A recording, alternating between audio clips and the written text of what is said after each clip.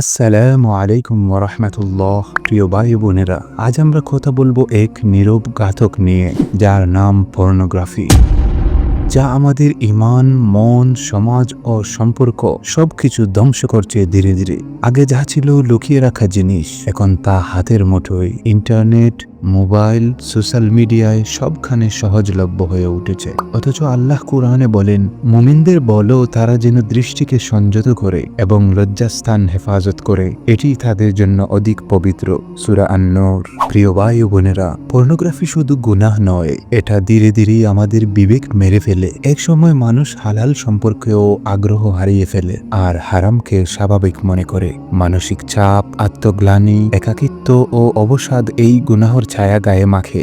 আসুন আমরা এবার জানি কিভাবে বাঁচবো এই ফিতনাহ থেকে।